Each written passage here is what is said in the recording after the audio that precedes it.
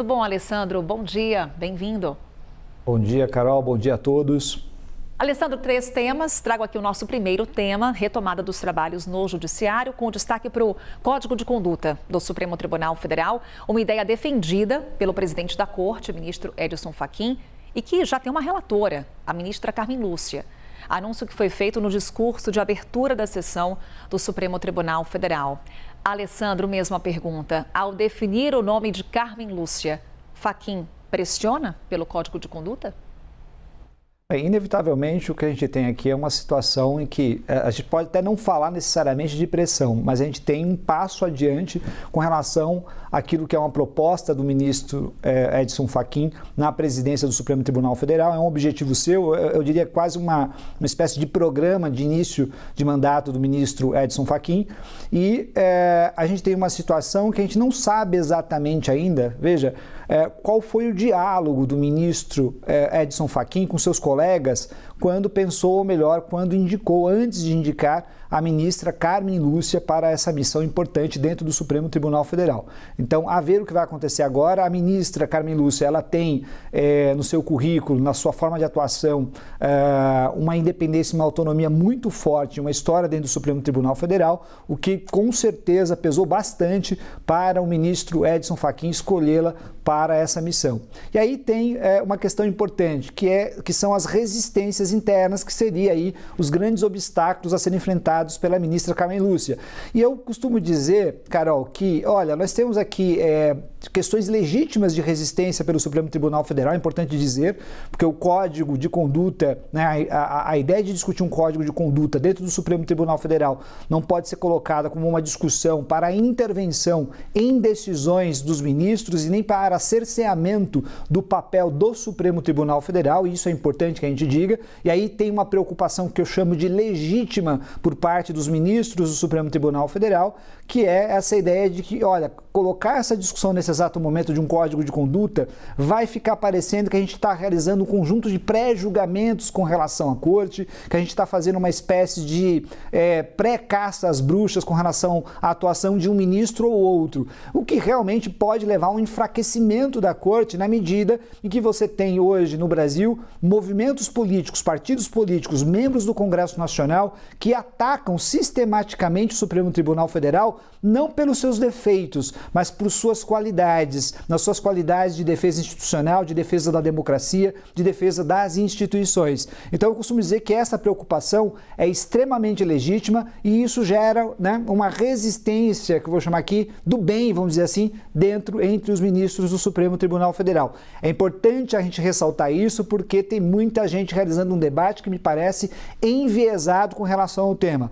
Por outro lado, existe a questão de discutir sim o Código de Conduta, discutir de uma maneira e debater e dialogar de uma maneira responsável esse código, na medida que você tem atuações que hoje dentro do Supremo Tribunal Federal não são claras e não são transparentes. Aliás, não é só no Supremo Tribunal Federal. Nós estamos falando aqui também, por exemplo, do Superior Tribunal de Justiça, que idem tem os mesmos problemas que o Supremo Tribunal Federal. Daí a importância de se debater esse Código de Conduta. E aí vem uma resistência, que é uma resistência de medo, talvez, de alguns ministros, com relação a atuações que ele já realiza. Então, veja, alguns ministros, né, realizam palestras, participam de conferências, vão a eventos, já têm amizade com o setor econômico, com o setor do mercado financeiro, do mercado de maneira geral. A gente viu aí essa situação do ministro Dias Toffoli, e olha só, não era com o Daniel Worcaro, ele estava num resort, foi essa imagem que apareceu em todo o Brasil, com o dono do BTG Pactual, que é um banco também importante, e um outro empresário.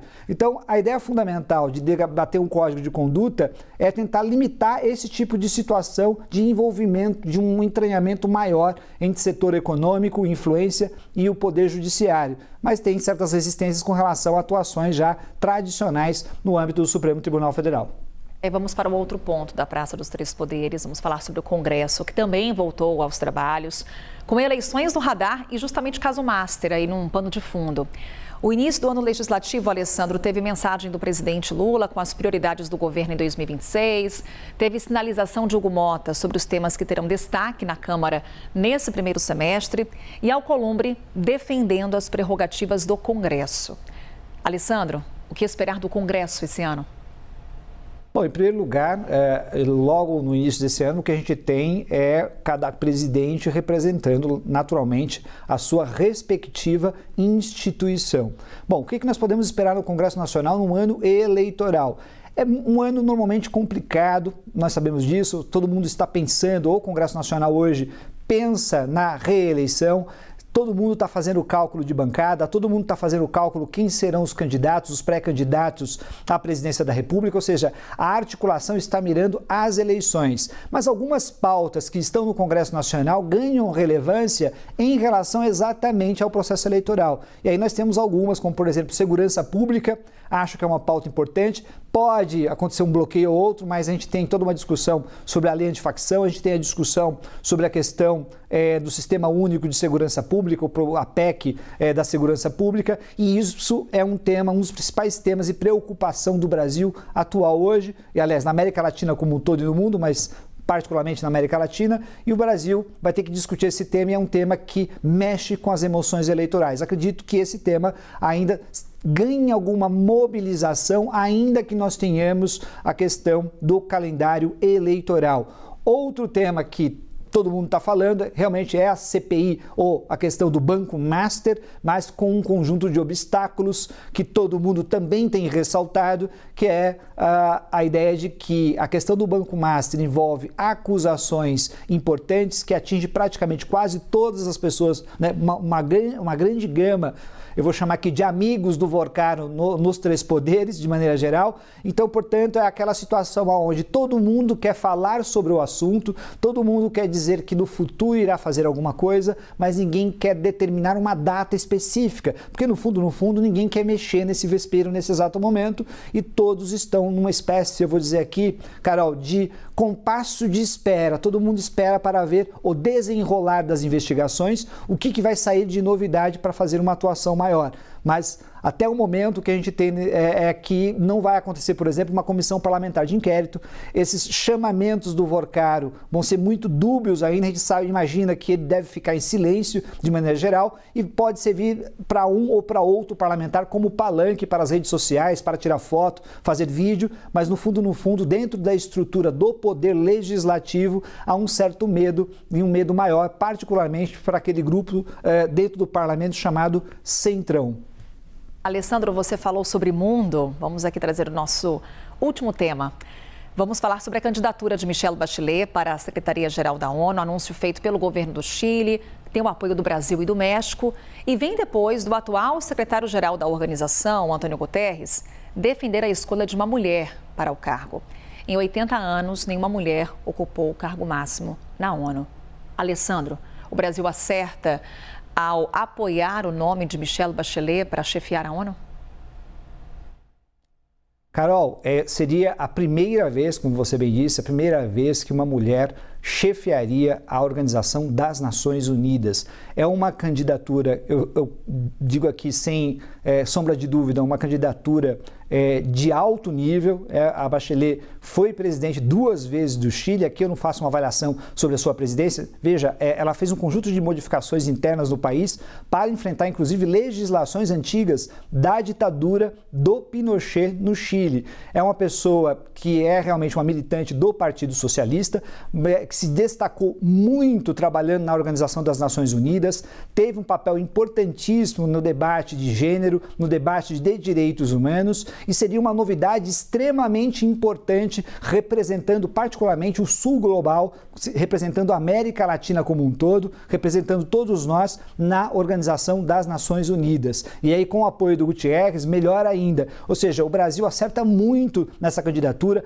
é uma candidatura que tem sido costurada nos bastidores, e particularmente aí o México e o Brasil entraram de cabeça nessa candidatura, mas tem alguns elementos que me parecem importantes de serem ditos. E o primeiro deles é que a Bachelet, na sua proposta, ou melhor, esses países todos, quando propõem a Bachelet e a própria Bachelet, quando apresenta a sua candidatura, ela é uma candidatura que entra num momento histórico diferente, ou seja, talvez se fosse há 15 anos atrás seria uma coisa, hoje é um outro cenário, ou seja, nós estamos num cenário onde você tem um ataque, vamos dizer assim, ou uma tentativa de desmonte e de deslegitimação sistêmica. Olha só, não é que eu tenho ao longo do tempo venho perdendo perdendo força dentro das organizações das Nações Unidas. É porque eu tenho hoje um ataque externo por parte dos Estados Unidos, que formou inclusive seu próprio Conselho de Paz, etc., para rivalizar com a ONU, numa tentativa de esvaziamento das regras internacionais estabelecidas pelo sistema ONU. Então, é nesse cenário que a Bachelet entra para tentar fazer aquilo que ela chama de modernização